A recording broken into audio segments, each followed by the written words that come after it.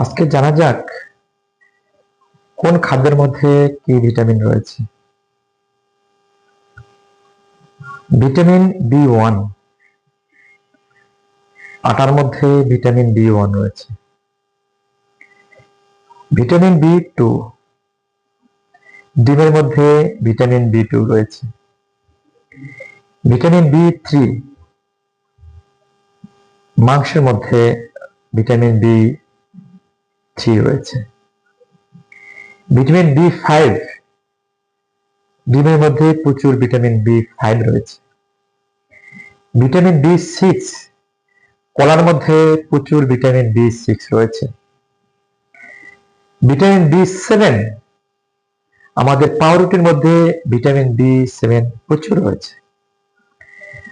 Vitamin বি9, গাজর এবং সবজির মধ্যে প্রচুর পরিমাণ রয়েছে। ভিটামিন বি12, টুনা ফিশের মধ্যে রয়েছে প্রচুর পরিমাণ। এই হচ্ছে মোটামুটি ভিটামিন সম্পর্কে আজকে আমাদের ধারণা। সবাই ভালো থাকবেন। আসসালামু আলাইকুম।